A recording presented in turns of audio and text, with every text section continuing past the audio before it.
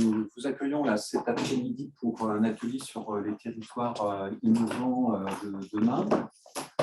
Ces territoires ont été choisis suite à un appel à manifestation d'intérêt et puis un appel à projet qui s'appelait TIGA, pour territoire innovant de grande ambition, et qui avait justement pour objectif de mettre en place des actions dans le domaine de la santé qui soient des actions qui ont un impact populationnel, donc un impact important, mesurable, ainsi que des projets, des actions qui soient réplicables. Aujourd'hui, donc, sont avec nous Manfred Zaorka de la société Optimedis, ainsi que Jean-Charles Dron pour Imeuse Santé. Jean-Charles est directeur opérationnel d'Imeuse Santé et travaille donc au département de la Meuse. Manfred Zaorka, qui est médecin de formation, qui a exercé la médecine pendant 9 ans, si je ne me trompe pas, s'est ensuite consacré aux projets innovants en santé, en particulier en adressant le sujet des territoires de santé intégrés, qui est un modèle assez innovant, qui se déploie en Allemagne pour le moment, principalement. Avant d'aller plus loin, comme ça s'appelle un atelier, donc un workshop, est-ce que vous avez des points d'attention particuliers, vous qui êtes auditoire de cette réunion? Est-ce qu'il y a des axes plus particuliers qui vous intéressent, que l'on ferait connaître à nos deux intervenants? Ou s'il n'y a pas d'axe particulier, je les laisse dérouler ce qu'ils ont prévu de dire. Et sinon, si vous avez un éclairage que vous souhaitez qu'il soit mis en avant, je vous laisse le faire savoir. Je ne sais pas si des attentes particulières sur les territoires innovants. Pour ma part, donc, Guy de Morgan de l'IHU Strasbourg, c'est plus un volet réglementaire en conclusion. Comment on prend toutes les nouvelles réglementations mises par la Commission européenne dans l'innovation et donc dans les nouvelles solutions qui vont arriver dans le domaine de la santé digitale. Très bien. Et pour ma part, Anouar Wajati, développeur-chercheur en IA à l'IHU, tout ce qui est par rapport à l'éthique en IA de la santé. C'est particulièrement ça. Et vous? Quel Chopin, donc ça, je suis en Mestionville, je n'ai pas fort d'attente particulière, mais peut-être sur éventuellement ce qui est innovant en parcours patient. D'accord, parcours patient. Très bien. Et bien dans ce cas, on va avancer dans le diaporama et on donne la parole à Jean-Charles. Merci Bruno. Donc Jean-Charles Dron, donc Bruno l'a rappelé, je suis en charge du programme Imeuse Santé pour le département de la Meuse. Donc il faut peut-être repartir un peu aux fondations du projet. Il s'avère qu'avant même que l'appel à projet territoire d'innovation ne sorte, on avait à la tête du département un médecin qui était le docteur Claude Léonard, donc qui avait, je pense, une bonne compréhension des problématiques de santé qu'on pouvait retrouver sur un territoire rural. Donc des problématiques d'accès aux soins, on a une population qui est plus âgée que la moyenne, on a moins de médecins généralistes, mais surtout beaucoup moins de médecins spécialistes que la moyenne française. Et de fait, une problématique d'accès aux soins, de désertification médicale. C'est comme ça qu'on dit pour les territoires ruraux. Mais à côté de ça, il y avait un certain nombre d'initiatives qui avaient été prises précédemment. Il y avait notamment une politique très volontariste pour que puissent se mettre en œuvre des organisations entre professionnels de santé, donc l'émergence des maisons de santé pluriprofessionnelles. Et il s'avère qu'aujourd'hui, en Meuse, on a un des plus gros maillages en France de MSP, du fait de cette ambition-là. Et puis, à côté de ça, on avait aussi une initiative régionale qui était le déploiement du haut débit, qui s'était bien développé, qui continuait à se développer. En fait, on a une finalisation qui est prévue pour 2023. Donc, on avait aussi cette possibilité de mobiliser du numérique parce que les réseaux étaient disponibles, ce qui était quand même une vraie problématique. qui n'était pas résolu par ailleurs. Hein, quand vous évoquez le sujet avec les professionnels de santé, la première chose qu'ils vous disent par rapport au développement du numérique en santé, c'est que le haut débit, que ce soit en fibre ou en mobilité, n'est pas toujours disponible. Alors, ça paraît obvious de le dire comme ça, mais c'est la réalité. Et ça fait partie de ces barrières à l'entrée qui limitent l'usage au développement, en tout cas, de la e-santé. Mais bon, partant de ce constat-là, l'idée, c'était de se dire, puisque finalement, le département s'est mobilisé et a su, au travers de cette mobilisation-là, aussi intéresser deux autres départements que sont la Haute-Marne et la Meurthe-et-Moselle, l'idée, c'était de se dire, finalement, comment on tire pleinement parti du développement du numérique en santé. Et c'est sur cette base-là que finalement est apparu ce territoire d'innovation, donc cet appel à projet national, le PIA3, qui recherchait des projets avec des impacts à long terme dans les territoires. Donc, on pouvait répondre avec n'importe quel type de projet. Et donc, on a répondu à l'époque avec le sujet de la santé. Et il y a eu un autre acteur majeur qui était inscrit dans cette démarche, c'est le commissariat à l'énergie atomique et aux énergies alternatives, qui avait au titre des activités en Meuse et en Haute-Marne une mission de développement économique sur le territoire. Et qui, par ailleurs, en fait, au-delà de ces activités de recherche et de R&D, a développé pas mal d'innovations autour de l'approche numérique et microfluidique ou autre, qui lui donnaient des applications santé. L'idée, c'était aussi de pouvoir s'appuyer sur de la technologie qui était disponible, qui était en train aussi de s'aimer au travers de startups, pour pouvoir les tester dans le département de la Meuse et du coup, ces deux départements partenaires que sont la Haute-Marne et la Meurthe-et-Moselle. Donc, le projet est parti comme ça. Et l'enjeu, c'était de se dire, finalement, quand les innovations, innover en santé, c'est complexe, c'est long, c'est chronophage. On est sur des timelines qui ne sont pas celles des entrepreneurs en santé. Alors, moi, je ne suis pas un expert de la réglementation, donc je vais avoir beaucoup de mal à aller sur le sujet que vous avez évoqué. Mais le fait est de se dire, effectivement, c'est extrêmement réglementé. La réglementation évolue, d'ailleurs, est de plus en plus complexe. Et c'est difficile pour une startup, finalement, de se positionner par rapport à cet écosystème. Donc, back to basics, on repart. Aux autres on va dire, entités avec lesquelles ils travaillent. Donc, en fait, le truc, c'était de se dire, repartons du point de démarrage, c'est-à-dire qualifions par le besoin l'opportunité d'innover. Donc, ça veut dire prendre des startups, les qualifier par rapport à un besoin qui est exprimé par les professionnels de santé, et puis testons in vivo comment c'est perçu par les utilisateurs directs, par les utilisateurs indirects, et au travers d'une expérimentation qui a quand même plusieurs vertus. Expérimenter, c'est répondre à des questions qu'on ne se pose pas. C'est aussi se donner la capacité de communiquer sur ce qu'on fait. C'est beaucoup plus facile de communiquer sur quelque chose qui est opérationnel plutôt que quelque chose qu'on a conçu sur le papier, mais qu'on a du mal à déployer.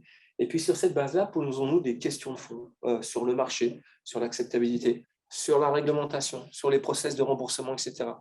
Et dans une trajectoire un petit peu de montée en charge des innovations, en fonction de leur capacité finalement à se développer en termes d'expérimentation pour justement qualifier les besoins à évaluer, c'est ensuite de poser des recommandations qui, d'une part, vont intéresser l'entreprise qui aura testé des choses dans notre territoire parce que ça va répondre à un certain nombre de ces questionnements, mais aussi de poser des réponses qui s'adressent à la filière dans laquelle s'inscrit l'innovation en tant que telle.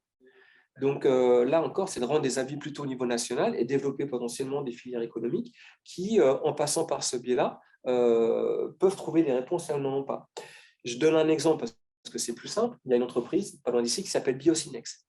Biocinex a racheté une société qui s'appelle Avaloon. Avaloon, c'est un spin-off du CEA qui en fait s'appuie sur une technologie de microfluidique pour isoler, en fait, enfin un petit peu électrophorèse, quoi, pour isoler pour faire des analyses qui permettent d'avoir une réponse immédiate. Donc, plutôt que de passer par un plateau technique de laboratoire, on peut, par exemple, pour la mesure de l'INR, des patients sous AVK, la mesure de la préalbumine pour des patients qui sont sujets à la dénutrition ou des indicateurs cardiovasculaires, d'avoir un résultat immédiat et potentiellement déclencher les prises en charge immédiates. C'est potentiellement très utile dans les EHPAD où bien souvent on a posé le diagnostic, mais il s'avère qu'on est vendredi soir et qu'on n'a plus d'offre de santé, donc on envoie tout le monde aux urgences. C'est un peu ça les problématiques qu'on pourrait trouver. Donc, super, la technologie est validée, elle est marquée DM, on la teste dans les EHPAD, on voit qu'il y a un usage qui se développe, on voit qu'il y a des organisations qui sont intéressées par ce type d'approche. Ceci dit, aujourd'hui, finalement, une analyse, il faut qu'elle passe par un laboratoire de biologie médicale. C'est la loi. Et par ailleurs, en fait, le développement de la biologie point of care, aujourd'hui, on a un cadre réglementaire qui n'est pas associé à ça. Donc, toute la question, c'est de se dire, à un moment, je qualifie dans l'intérêt d'Avalin, finalement, le cas d'usage et puis le positionnement d'une entreprise avec innovation sur un marché émergent. Et de l'autre côté, on travaille finalement à questionner la filière en disant comment ce type d'approche, s'il s'avère qu'elle apporte les preuves de son efficacité, peut se développer à plus grande échelle. Et là, en l'occurrence, ça passe aussi par des articles 51, parce qu'en l'occurrence, on ne peut pas, on est sur des sujets organisationnels et médico-économiques qui nécessitent de le faire. Alors juste peut-être sur l'article 51, il faut rappeler qu'il s'agit de l'article 51 de la loi de finances de la sécurité sociale de 2018, qui a introduit un dispositif d'encouragement à l'innovation. Innovation, par contre, qui est obligatoirement organisationnelle et ou financière, et optionnellement, facultativement, l'innovation technologique. Il faut qu'il y ait absolument la dimension organisationnelle et ou tarifaire. Et puis, ce projet parfois réalisable grâce à un apport technologique. Mais le seul apport technologique ne permet pas d'entrer dans ce cadre de l'article 51 qui a l'avantage, alors il y a des appels à projets nationaux, mais aussi il y a des guichets régionaux dans les ARS et qui permet d'avoir des financements qui peuvent accompagner totalement un projet pendant 5 ans. Donc, c'est quelque chose d'assez intéressant. Par contre, la porte d'entrée est assez étroite. Oui. Et ça s'applique aussi bien à l'hôpital que dans une relation ville-hôpital, que sur un territoire rural. Enfin, le périmètre, la nature des porteurs du projet peuvent être très bien des établissements sanitaires, médico-sociaux ou des organisations type CPTS. Il n'y a pas d'obstacles ou des maisons de santé pluriprofessionnelles, enfin toute forme d'association de professionnels de santé. Donc, c'est un dispositif intéressant qui peut, pourquoi pas, venir s'inscrire dans un territoire innovant. Exactement. Et le dernier point sur lequel on travaille, nous, c'est de se dire, très bien, ces innovations, mais avec une composante technique, comme vient de le rappeler Bruno, mais comment ça percute les métiers? C'est-à-dire qu'à un moment, il y a vraiment des sujets organisationnels qui sont immédiats, parce que potentiellement, il peut y avoir des glissements de tâches, il peut y avoir des nouveaux métiers. Les téléassistants par rapport à la téléconsultation, est-ce qu'aujourd'hui, les modalités d'exercice du téléassistant sont suffisamment définies pour en faire un modèle qui peut se pérenniser? On a des questions de cette nature. Et ça veut dire travailler en tant que tel sur effectivement des potentielles évolutions de métiers. Et puis, tout le sujet qui est en back-office, qui est celui de la formation initiale ou continue, pour lequel on travaille également à se dire, est-ce qu'il y a des besoins de formation nouveaux qui doivent apparaître pour supporter ces approches innovantes? Et là encore, nous, on est vraiment dans un rôle d'expérimentation, c'est-à-dire que tout à l'heure, j'étais en fait dans la réunion à laquelle participait ce Zenati de la DNS. Après, il y a des relais nationaux qui se positionnent, mais sur des choses qui sont déjà préqualifiées. Donc ça fait partie également de nos missions. Et le dernier point, c'est que tout ça doit contribuer à la création de métiers aussi en local qui vont du coup répondre à ces nouveaux besoins qui apparaissent et qui correspondent à des situations plutôt très bien adaptées aux besoins des territoires auxquels on appartient.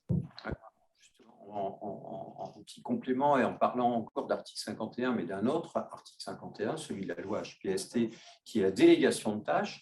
Et quand tu évoquais la question du glissement de tâches, parfois c'est donc bien la délégation de tâches, qui était avant et qui est toujours d'ailleurs à un moment donné pilotée ou qualifiée par la HAS sur dépôt d'un dossier qui est co-rédigé par l'ARS avec le porteur de la demande.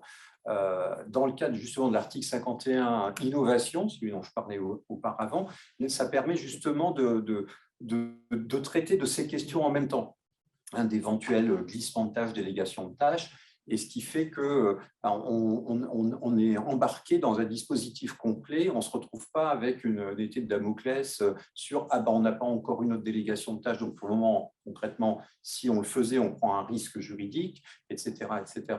Donc, c'est un package qui est assez intéressant, mais qui ne vous exempte pas des questions qui étaient évoquées dans l'atelier précédent sur la labellisation du dispositif technique, s'il y a besoin d'un label CE de niveau B, B1, B2, B3, enfin, je ne connais pas toute la nomenclature, et qui sont des dispositifs maintenant européens, des dispositions plutôt européennes, assez lourdes et qui peuvent être d'ailleurs en conséquence demandent un budget pour pouvoir obtenir les travaux préalables à réaliser.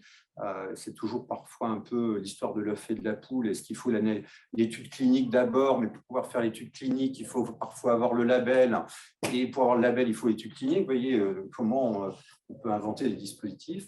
Mais donc, tout ça, ça veut dire que ce sont des moyens, du temps aussi, et le temps, c'est de l'argent. Donc, ces questions-là ne sont pas traitées par l'article 51. Vous voyez, donc, ce n'est pas autosuffisant, on dira, pour pouvoir avoir un projet totalement innovant, y compris dans ses dimensions technologiques, s'il fallait avoir une notion de dispositif médical. On n'a pas encore un dispositif unique qui dit que si on arrive à pousser cette porte, on va être porté sur l'ensemble. Il reste encore quand même 2 voies parallèles à suivre pour aller sur la pratique innovante du projet. Et alors, parce qu'en fait, ce matin, mes diapos n'étaient pas les bonnes, mais on peut avancer. Et du coup, je les ai lues ce matin, donc je suppose qu'elles sont là encore. Elles sont juste derrière. Ouais, ben voilà. Alors, peut-être la prochaine.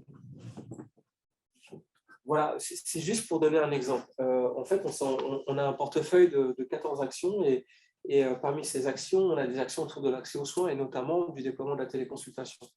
Donc, en gros, c'est vrai que si on regarde la téléconsultation, c'est dans le droit commun, il y a un certain nombre de choses qui existent déjà. On voit apparaître des modèles qui sont portés par les opérateurs plus industriels et puis on voit aussi des modèles émergents dans les territoires qui sont des modèles qui sont complémentaires. Mais nous, on s'est quand même posé la question de se dire, mais comment finalement on met en place un modèle de téléconsultation qui ne renforce pas la désertification médicale? Parce que si, entre guillemets, je sous-traite toute la téléconsultation à des opérateurs qui ne sont pas dans le département, ça justifie la fin du médecin traitant parce que de fait, on sait faire autre chose. Je suis ultra caricatural dans ce que je dis, mais c'était quand même un petit peu le point de départ. Donc, on s'est dit, on a pris le sujet à l'envers en disant, mais non, en fait, on va faire de la téléconsultation parce qu'à partir de cela, on va rendre des marges de manœuvre à nos professionnels de santé. Ça va diminuer la pression de leur profession du fait d'exercer en ruralité avec des journées à rallonge et des vrais problèmes en fait pour partir en congé reste. Et ça va donner des conditions d'attractivité qui peut-être donneront envie à des jeunes médecins de revenir. Donc en fait, on est parti là-dessus. On avait des opérateurs techniques qui étaient dans le cadre du projet, qui font partie de nos partenaires historiques. Et on a essayé de créer un maillage. Et donc ça s'est traduit par la mise en place de 16 lieux qui accueillent de la téléconsultation dans les 3 départements, qu'on équipe évidemment avec des équipements de téléconsultation. On a souhaité faire la téléconsultation augmentée et assistée, augmentée dans le sens où effectivement il y a tout un tas de paramètres biomédicaux qui peuvent être proposés parce que ça permet en fait d'avoir une réponse, on va dire, la moins éloignée possible de la consultation physique, et assistée, c'est-à-dire qu'on a des téléassistants. On a des personnes qui sont plutôt âgées. Soit on les laisse dans la nature avec une application pour faire de la téléconsultation, et ça risque d'être problématique, soit, entre guillemets, il y a une prise en charge qui est là avec quelqu'un qui les accueille dans un cadre un peu bienveillant, qui les aide à prendre des paramètres, qui la prépare pour le médecin, etc. Donc, on est parti sur ce modèle qui mobilise des téléassistants.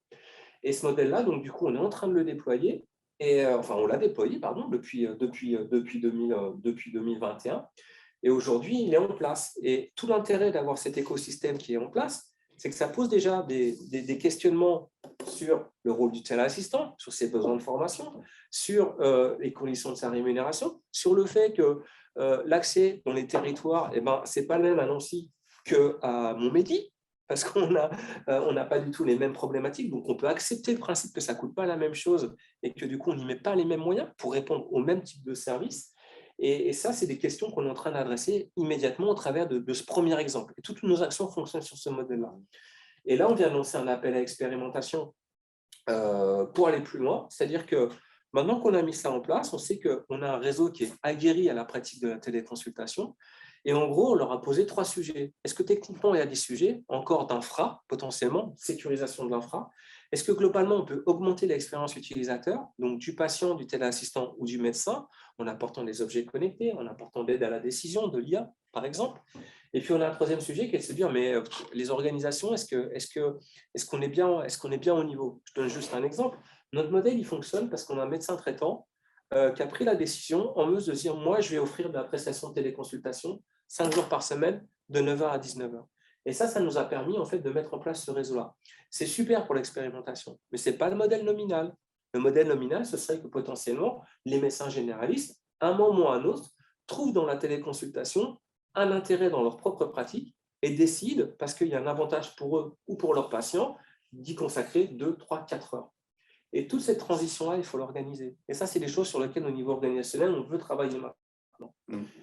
Il faut juste rappeler d'ailleurs que l'avenant 9 à la Convention médicale des médecins a précisé, à la demande d'ailleurs des représentants des médecins, que le temps médical est facturé, parce qu'il y a un réseau de facturation consacrable à la téléconsultation dans une pratique médicale est de 20%, plafonné à 20%, ce qui interdit finalement la spécialisation en télémédecine de certains médecins, ce qui était quand même un petit peu la tendance qui a émergé après l'épisode Covid.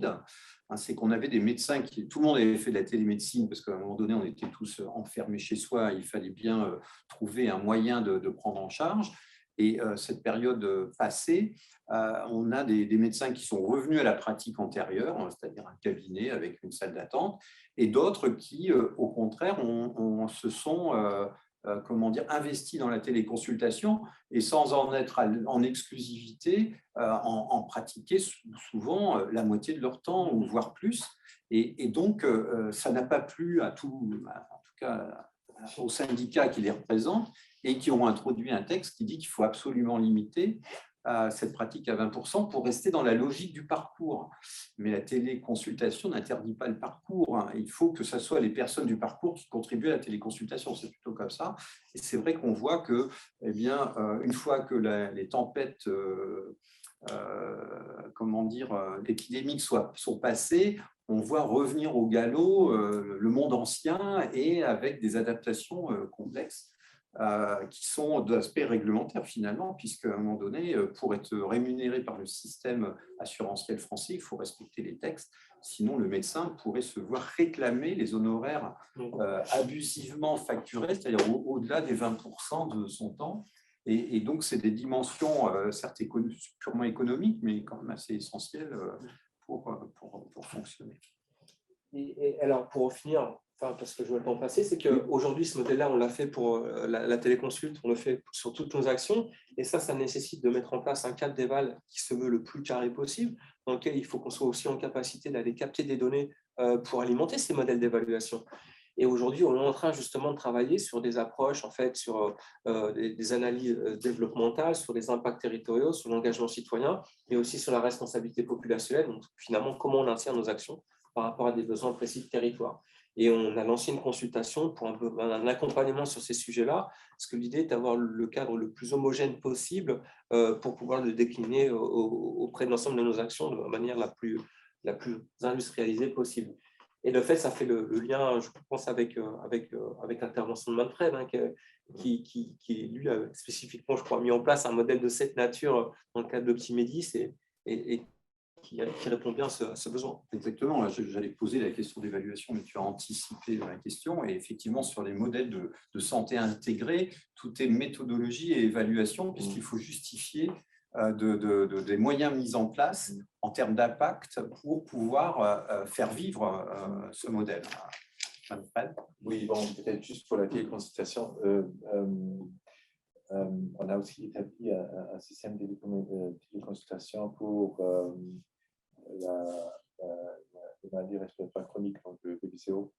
Et puis, dans notre cas, on essaye pratiquement de mobiliser la capacité du patient.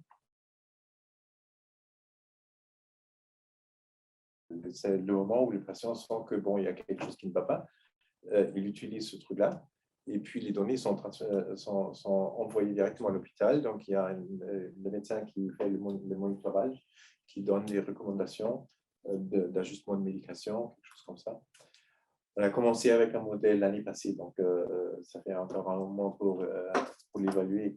Mais la question était toujours comment on peut engager le patient lui-même dans sa condition. C'est ça aussi, disons, en vue de changement de la mobilité de la population et la population âgée, c'est un des aspects importants pour nous. Donc, on vise pratiquement à renforcer la capacité du patient d'autogérer sa condition et d'utiliser le système médical pratiquement dans un moment où ça lui dépasse et l'utiliser aussi pour l'encourager de continuer avec cette autogestion. Donc l'idée derrière est aussi que en vue de ce changement de mobilité, on veut moins compter sur une augmentation des services disponibles, mais plutôt d'essayer de produire la santé.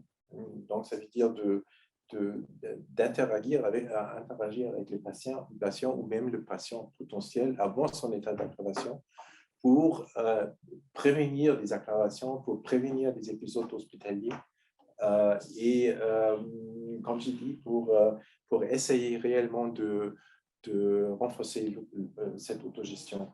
Il y a tout un groupe personnel intermédiaire entre médecin et le patient. Donc, il y a des médiateurs qu'on utilise, qu'on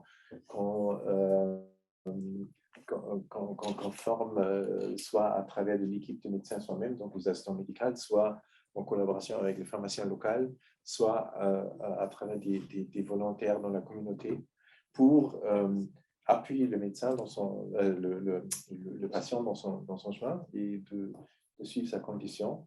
Et voilà, donc ça c'est la piste autogestion. Disons, le point de départ pour nous dans un territoire, bien, bon, prenons ça d'un autre côté. Si on veut s'engager dans la santé de la population, il ne faut pas seulement s'engager avec les patients malades, gravement malades, mais il faut plutôt intervenir à un moment avant. Et ça nécessite une analyse approfondie du territoire. Donc, quelles sont les pathologies qui existent, quel est l'état de la maladie des patients. Il nécessite une sorte de segmentation du patientel. Donc, où est-ce qu'ils sont dans leur carrière patient et quelle intervention sera utile pour eux à ce stade-là où ils sont pour éviter cette aggravation. Et disons, à travers de cette analyse, on définit pratiquement quel est le potentiel pour cette patientèle de réduire pratiquement leur utilisation de services de santé. Pas pour limiter l'accès aux services, mais plutôt pour les rendre plus simples, pour qu'ils n'ont pas besoin de ces services en futur. Bon, je crois tout le monde le connaît, insuffisance cardiaque, c'est une indication où on trouve souvent les gens à l'hôpital qui devraient être mieux gérés avant. Un autre programme qu'on a fait, par exemple, est pour les personnes ostéoporotiques d'éviter les chutes, donc ces programmes-là.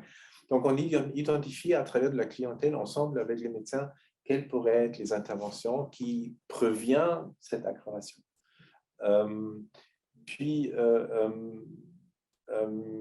Donc, ensemble avec les médecins, pratiquement, on crée des programmes santé, un peu comme du parcours, si on veut, en France, et on crée des interventions mixtes,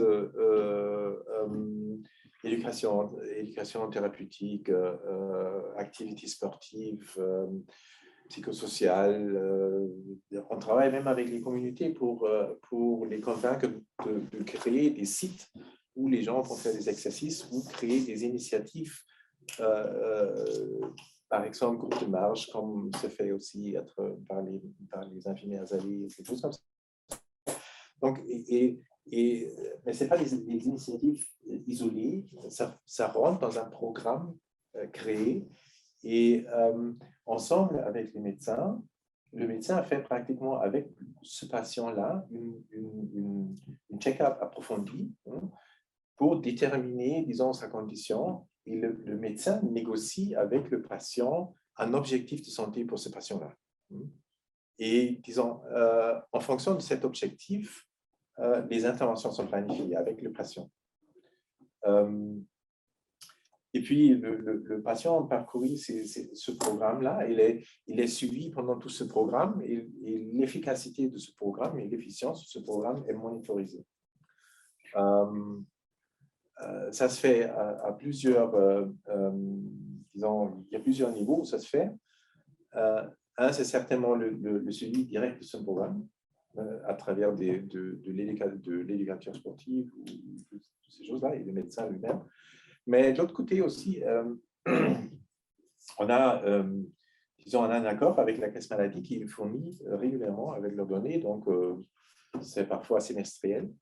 Et au niveau population, on peut pratiquement analyser à travers ces données-là le développement de l'état de santé de la population en tant que coût, en tant que la morbidité, en tant que le développement de cette morbidité sur une période. On peut en même temps, à travers de ces données-là, suivre pratiquement les médications prescrites par les médecins. Et puis, on peut par exemple, disons, créer un système de benchmark où on peut dire que, bon, voilà, le standard médical est tel, il y a tel pourcentage des patients qui reçoivent le traitement approprié pour cette condition. Et ça identifie pratiquement le potentiel d'amélioration, donc amélioration de la qualité. Le système se finance à travers on appelle ça l'économie partagée. L'idée derrière est que si je prends si je regarde les dépenses, les coûts de santé d'une population historiquement, par exemple, je peux regarder sur les dernières 5 ans la consommation des soins d'une population et je le projette en futur, donc avec les taux d'augmentation annuels. Je peux négocier avec la caisse, disons, une prime si la consommation de services de santé est moins que attendu. Donc, dans ce cadre économique partagée, on signe un contrat avec la caisse pour dire, bon voilà, pour les prochaines années, on vous promet d'économiser ou on promet de réduire la consommation des patients parce qu'ils sont en meilleure santé. Et on partage ces différences entre caisse et une société qui est créée. Et cette différence est investie dans toutes ces activités qui sont générées. En principe, je n'ai pas parlé de la société jusque-là. Première chose qu'on fait dans un terrain ou un territoire, on crée une petite société qu'on appelle pratiquement, dans le cadre Kinsital, c'est Gesundes Kinsital, donc un territoire sain. Et le but de cette société est de produire cette santé-là à travers une interaction avec toutes les ressources du terrain. Et s'il n'y a pas toutes les ressources, de fournir ces ressources complémentaires. Donc, Kinsital, par exemple, c'était l'offre en éducation thérapeutique. Donc, on a créé cette offre. Il y a d'autres choses, disons, ce programme médiateur et tout ça. Et donc, ces revenus générés à travers l'économie nous permettent d'investir dans ces programmes, mais aussi dans l'incitation, par exemple, des gens existants. En Allemagne, par exemple, les médecins ne sont pas rémunérés pour les activités de prévention. Donc, nous, en tant que société, on a la possibilité de financer le temps du médecin, de prendre son demi-heure pour négocier avec le patient ses objectifs de santé. Ou bien on peut financer des activités au niveau communal, donc des foires de santé autour d'un marché ou des trucs de promotion. Et on finance les programmes de santé. Donc, les programmes de santé sont pratiquement uniquement établis pour les assurés, parce qu'ils ont le contrat de patient, mais c'est aussi ouvert pour tout le monde, sauf qu'ils doivent payer un peu plus. Donc, c'est ça un peu l'idée derrière. Au Pour Kinsital, par exemple, on est arrivé à économiser à peu près 5% du budget annuel de la caisse, ce qui est entre 5 et 7 millions pour une population de 35 000 assurés et une population totale de 60 000. Donc, il y a quand même pas mal de ressources. Mais il faut aussi investir. Disons, le départ, c'est toujours un investissement parce que les économies se produisent uniquement à travers les actions. Donc, normalement, ce qu'on calcule est qu'il y a une phase d'investissement de 3 ans. Après, il y a une phase comment on dit, où, disons, on est à l'équilibre entre 3 et 5 ans, et puis l'investissement peut être remboursé à travers la 5e année, et à travers la 7e, 8e année, c'est indépendant.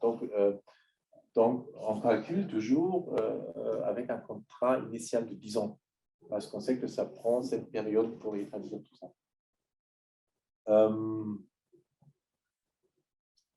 Mais disons, comme je dis, ça demande des ressources, ça demande aussi de main-d'œuvre. On a une équipe à Kinsital qui est au moment, je crois, il y a 12 personnes.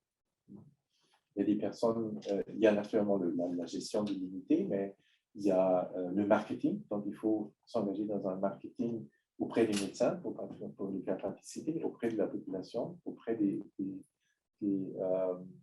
intéressés au programme. Il y a le case management, donc il y a des gestionnaires des cas qui appuient pratiquement le suivi de ces parcours et qui appuient les médecins dans ces activités. Le programme médiateur. Donc, il y a pas mal des initiatives que cette équipe-là doit organiser et doit gérer. Donc, il y a du travail. Disons, il y a des programmes comparables dans d'autres pays, en Belgique et un peu partout.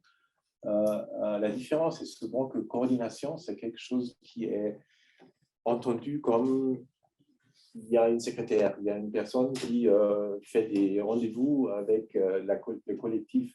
Le problème est toujours que les gens qui sont dans les services, les médecins, les physios, ils n'ont pas de temps. Ils ont une disponibilité réduite. Ils n'ont pas la capacité de vraiment travailler sur tous ces sujets. Au Kinsital, c'est pratiquement une équipe qui travaille sur le développement du programme et tout ça. Et les médecins le revoient et se mettent d'accord. Donc, la partie des acteurs, c'est un peu décideur. Ils ont un fort appui à travers de l'équipe de la société. Je crois que je m'arrête là. Non, mais c'est très intéressant. Merci. D'ailleurs, ça explique aussi pourquoi vous êtes invité à vous pencher sur les territoires de santé de demain, puisque l'approche qui est là est très complémentaire d'ailleurs des actions qui sont déjà conduites dans l'IMEUS Santé.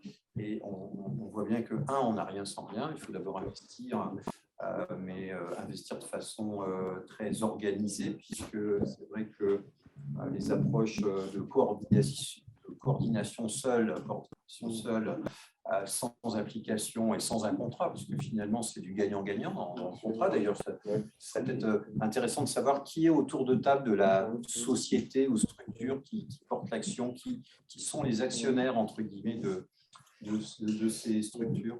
En principe, c'est local, c'est vraiment local. Oui. Donc, les propriétaires, c'est des propriétaires dans le territoire. Kinsital, il y avait une association des médecins qui était là avant qu'on avait démarré. Donc, les associations des médecins et les propriétaires, 60% à peu près. Pour le moment, il y a encore 40% de Optimidis qui fournit aussi le directeur de la société. Mais c'est déjà indépendant. Il y a d'autres, là, on commence, où la partie Optimidis est plus grande. Mais l'idée est toujours qu'on appuie la création de cette société vers un moment d'indépendance où eux, ils travaillent uniquement avec les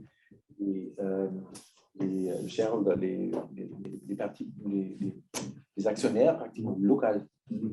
Donc, ce n'est pas l'idée de former une franchise ou quelque chose comme ça. Là.